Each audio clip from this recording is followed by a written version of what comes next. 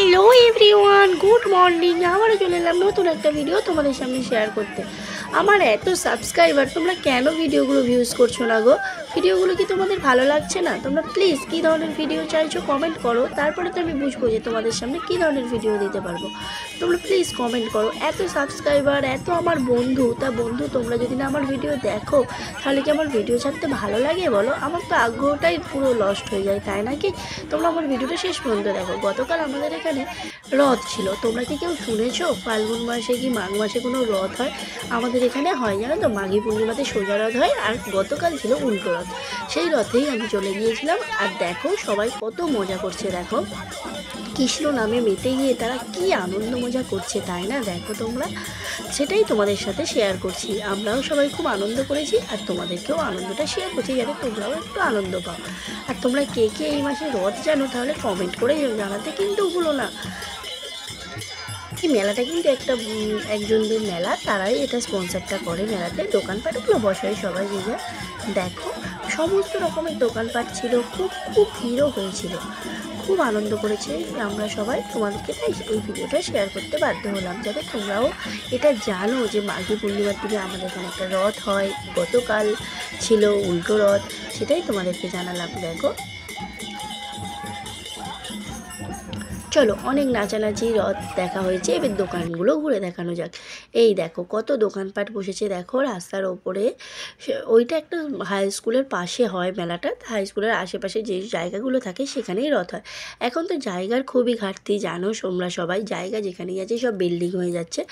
তাও যতটা আছে সেই জায়গাটা ভরেই মেলাটা হচ্ছে। দেখো এখান থেকে একটা চুবড়ি কিনে নিল আমার শাশুড়ি মা। আর তোমাদের সোনা তো গিয়েছে জানো, আর তোমাদের সোনা কতটা দুষ্টু তোমরা সোনার ভিডিওগুলো দেখেই বুঝতে পারো, শর্টসগুলো। সোনা এতটাই দুষ্টু, কি আর বলা যায়।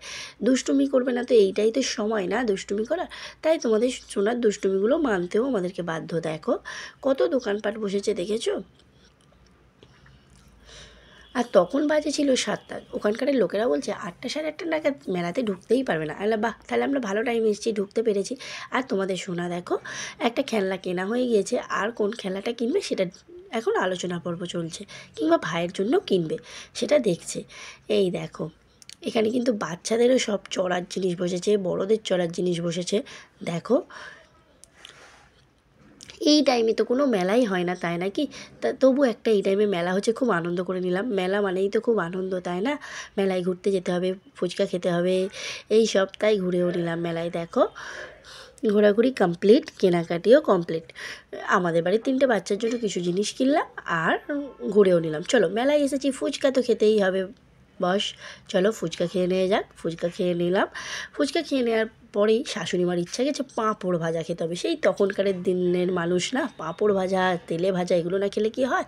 চলো ওই জন্য পাঁপড় ভাজা আর আলুর চপ খেয়ে নিলাম, আর ওখান থেকে বোঁদেও কিনে নিলাম।